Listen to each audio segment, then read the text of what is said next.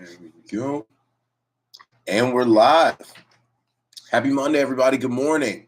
Welcome to March 18th, 2024, and specifically the pre-market prep session. On Mondays, we've got our deluxe session. Now, what does that mean? That means that we go over and lay the groundwork for the important economic events that will happen throughout this week, and making sure that we have that calendar for this week in place is absolutely key to navigating the week successfully, because every single week in the market is different, right?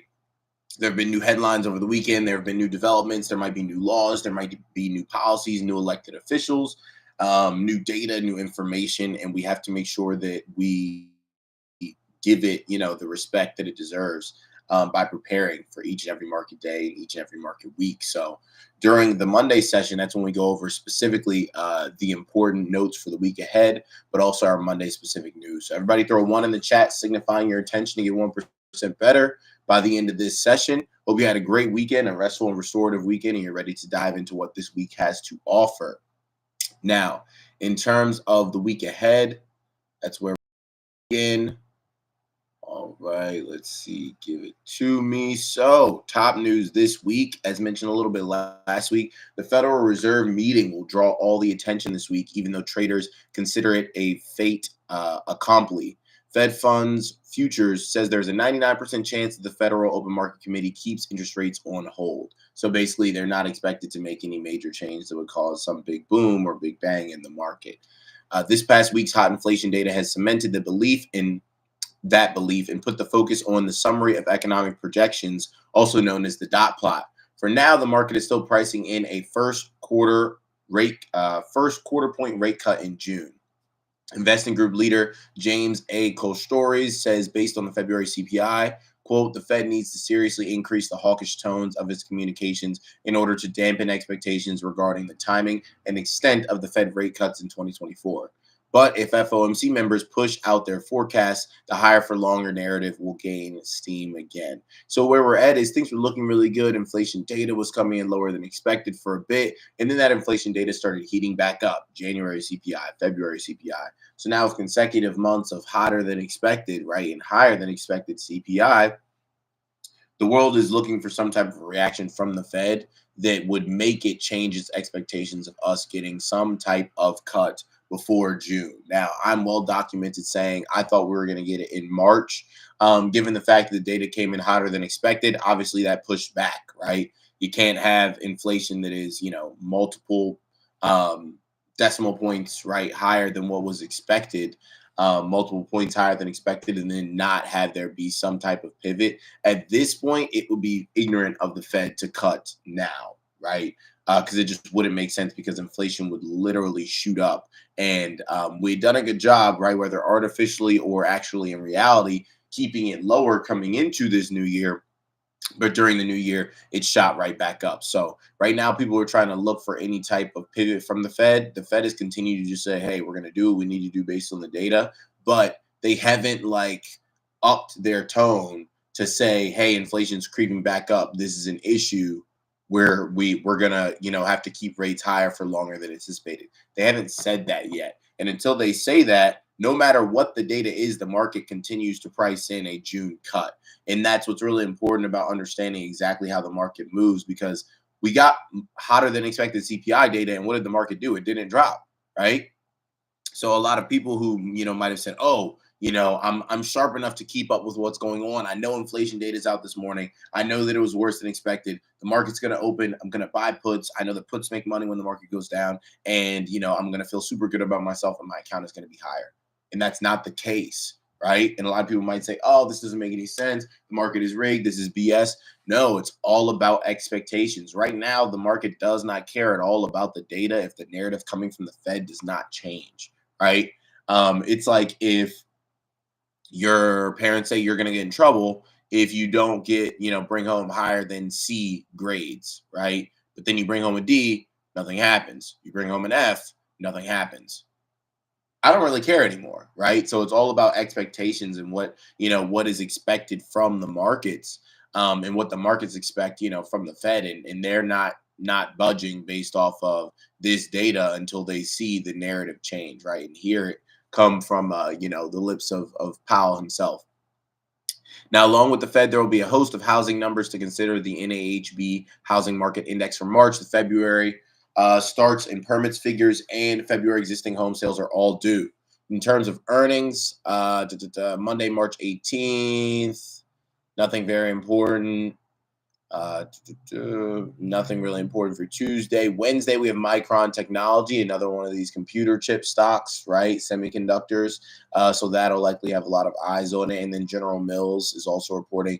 Then Thursday, we've got Nike and FedEx, as well as Lululemon and Accenture. So we've got a few household names on Thursday, and it looks like nothing Friday. So IPOs, Reddit, ticker RDDT headlines the IPO calendar with its much anticipated debut. The social media company is expected to price 22 million shares between $31 and $34 per share, raising up to $748 million with the deal. Intel-backed Astera Labs also launches its IPO this week. The semiconductor connectivity company plans to sell 17.8 million shares between $27 and $30 per share to raise up to $500 million. About 3 million of the shares sold come from existing shareholders. In addition, Instacart will exit its lockup period. Instacart, their ticker CART. For you guys that don't know, the lockup period is when the stock goes public. The initial, investors pre the company going public have to hold their shares for a certain amount of time, cash out. Typically, when that lockup period ends, the stock drops because those, initial investors sell their shares in order to cash in on their investment. So just, watch out for that with Instacart. And we got Reddit IPOing. You guys know how I feel about it, right? IPO stands for it's probably overpriced. Will I buy Reddit's IPO? No, I'm going to wait for it to drop. And, people might say, why would you be interested in Reddit? It's for training AI models. Reddit right now is striking up a lot of deals with these larger tech companies in order to have AI models trained on Reddit, which is a wealth of content and a really widely utilized social network, even if it might not be, your cup of tea. In terms of events, NVIDIA has a big event this week. So NVIDIA will hold its annual GTC conference at the San Jose Convention Center over a 4-day period. CEO Jensen Huang will unveil the company's latest breakthroughs in accelerated computing, generative AI, and robotics. And the whole world will be watching. Sierra Week in Houston, Texas will bring together global leaders to advance new ideas, insight, and solutions to the biggest challenges facing the future of energy, the environment, and the climate. Obviously, not as many people will care about this as NVIDIA. So it's really going to be NVIDIA this week that everybody's going to be watching. Let me see. Ooh. Excuse me. A little sneeze action in there. I need to start getting back to taking my daily allergy medicine as these days get nicer and brighter and the trees want to flex their muscles. But that's pretty much it for the week ahead. We're also going to check out the economic calendar as well. Let's see what they've got for us on this fine week. So Monday, March 18th, home builder confidence index at 10 a.m. Not really worried about that. FOMC interest rate decision at 2 p.m. on Wednesday. Fed Chair Powell press right 2:30 p.m. Powell. Obviously, what Powell has to say will be the most important. Typically on those days, the first move is the one that you need to fade. So if Powell starts talking, market pops up, typically it's going to turn around and reverse. Doesn't mean that we get a huge move either way. No, right? It just means that it is possible. Let me also remove my tea bag from this tea, which is at this point oversteeped, but it's all right. Okay, and then Thursday we get initial jobless. We all versus PMI, U.S. leading economic indicators, existing home sales. So Thursday before market open and right after market open, we definitely get a few pieces of information, that are kind of important. So we don't really have anything on the docket to move markets in the beginning half of the week, but Wednesday, Thursday, Friday, we do. 9 a.m. on Friday, Powell takes part in Fed Listens event. Don't know what that is or what that entails. I don't know if he'll be speaking or if he's just there. It's kind of like a figurehead type thing. But that, will also be something to keep eyes on. Just figuring out, okay, is he being interviewed? Is he speaking? Is this going to impact markets at all? But he is taking part in some sort of, it's called Fed Listens. So maybe he's not doing a lot of talking, but if he is, we'll have to factor that in because that is 30 minutes before open, and he might still be talking by the time the market opens. Now, let's go into our Monday specific news here and see what we got going on this fine Monday, March 18th. Let me see. Okay. Okay. Here we go. Here we go. Here we go.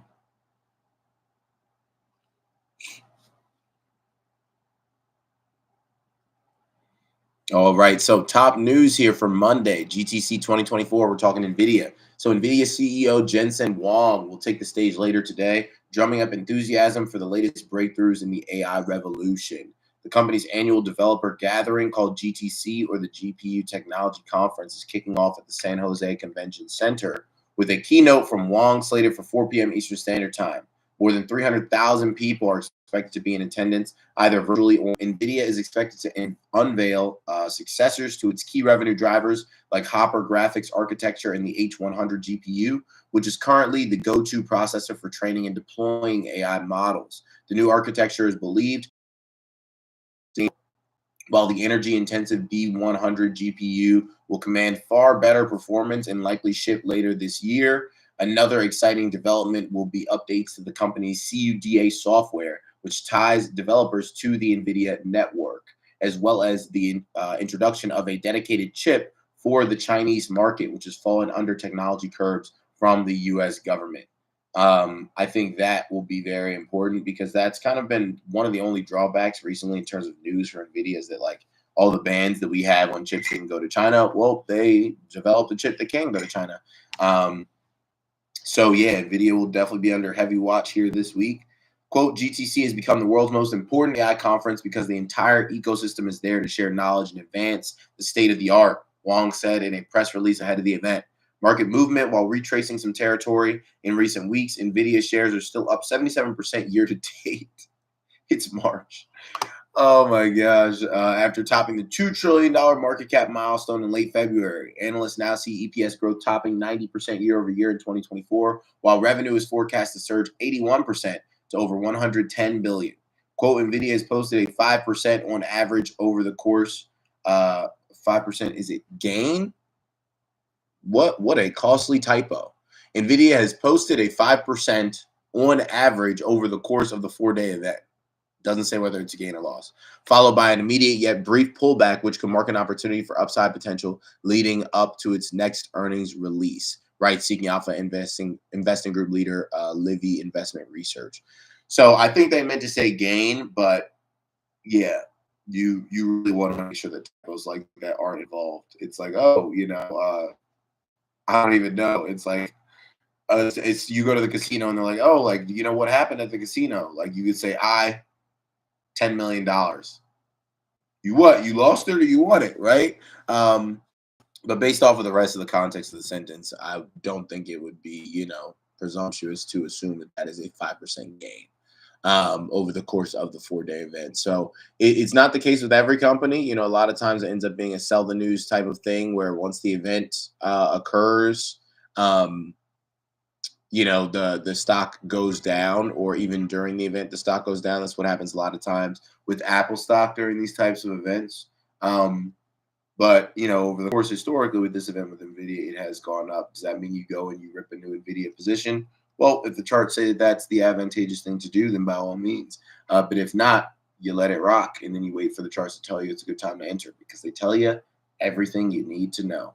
And if you don't know how to read them, reach out. DM me on Instagram. Email me, adam@adamhollandeducates.com. Let's get to work. In terms of IPOs, dive into anything. We talk about Reddit, RDT, right? That's their ticker. Initial public offering is said to be 4 to 5 times oversubscribed, with strong demand likely helping the social media platform reach its valuation goal of $6.5 billion. However, oversubscription isn't necessarily an indicator of the stock's performance, and the marketing of the IPO is still ongoing. Seeking Alpha analyst Mountainside Research is bearish on Reddit given its lack of profitability and reliance on advertising. Quote, based on how other recent IPOs have been received by the market, Reddit may have a rocky start, he noted. though others think it may have the potential to become a big meme stock given its ties to our Wall Street bets.